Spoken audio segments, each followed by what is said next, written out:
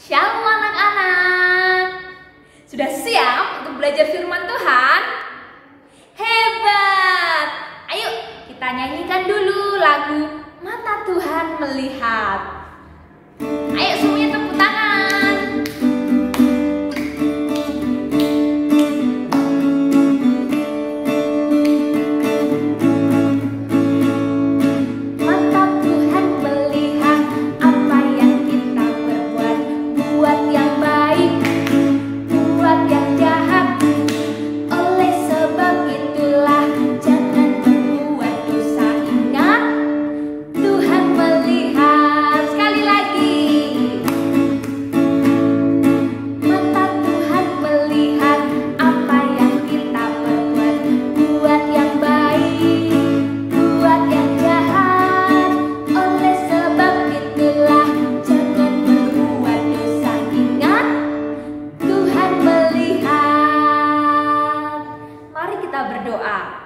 Tuhan Yesus, terima kasih Engkau sungguh baik kepada kami.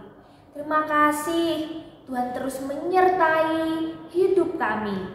Hingga hari ini kami dapat bersama-sama untuk belajar firman Tuhan. Tuhan tolong pimpin kami. Tolong kami agar kami dapat fokus dan belajar dengan baik. Tolong kami untuk mengerti dan menaati firman Tuhan. Di dalam nama Tuhan Yesus Kristus kami berdoa. Amin. Anak-anak, masih ingat kita belajar karakter apa? Iya, kita belajar karakter kebaikan dengan konsep jujur. Dan hari ini kita akan mendengarkan cerita yang ditulis di dalam Alkitab. Saat kalian mendengarkan cerita yang ada dalam Alkitab, ceritanya sungguh-sungguh ada, karena Alkitab adalah firman Tuhan. Kita akan belajar akibat dari tidak jujur. Wah, apa akibatnya kalau kita tidak jujur? Nah, di dalam Alkitab dituliskan ada seorang panglima bernama Naaman. Saat panglima Naaman terkena sakit kusta, ia datang kepada Nabi Elisa. Tuhan menyembuhkannya melalui Nabi Elisa. Setelah ia sembuh, ia datang kembali kepada Nabi Elisa dan membawa pemberian-pemberian, membawa persembahan kepada Elisa. Namun Elisa menolaknya karena dia sadar bahwa yang melakukan semuanya itu adalah Tuhan. Tuhanlah yang sudah berkuasa untuk menyembuhkan sakit kusta yang dialami oleh panglima Naaman. Ketika melihat persembahan yang dibawa oleh Naaman itu, Gehazi, budak Elisa, tergiur menginginkannya dan dia mengejarnya. Tapi Gehazi membuat kebohongan untuk mendapatkan persembahan dari Naaman. Gehazi mengatakan bahwa itu adalah perintah dari Nabi Elisa. Gehazi mengatakan bahwa ada nabi lain yang membutuhkan pakaian dan barang yang dipersembahkan oleh panglima Naaman. Akibat dari kebohongannya itu, Gehazi menerima hukuman. Ia mengalami kusta. Dia dan keturunannya sampai selama-lamanya. Nah, anak-anak, Tuhan melihat semua yang kita lakukan. Akibat kebohongan, ketidakjujuran yang dilakukan oleh Gehazi menerima hukuman. Dia menerima sakit kusta. Bukan hanya dia, tapi keturunannya sampai selama-lamanya. Karena ketidakjujuran atau kebohongan itu adalah dosa.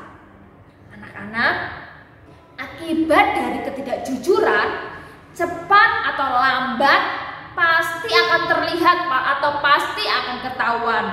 Karena Allah itu berkuasa, Dia melihat semua yang manusia lakukan. Tuhan itu maha tahu, Dia melihat semua apa yang kita lakukan.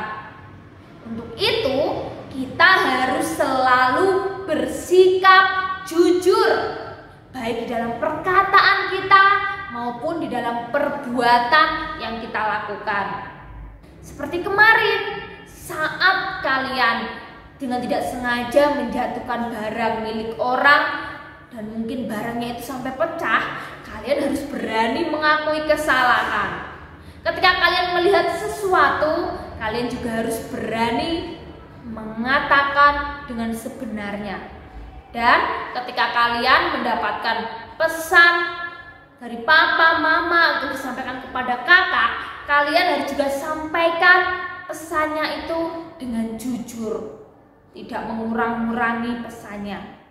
Atau misalnya saat kalian bermain HP, mama tanya, sudah berapa lama tadi main HP? Sudah lama kan? Ayo simpan HP-nya ya. Enggak Ma, baru saja main HP. Nah, padahal main HP-nya sudah lama. Itu namanya tidak jujur. Karena ingat, Tuhan melihat semua yang kita lakukan. Dan bohong atau tidak jujur itu adalah dosa. Tuhan ingin agar anak-anaknya menjadi anak yang jujur. Siap untuk menjadi anak yang jujur? Galatia pasal 6 ayat 9a.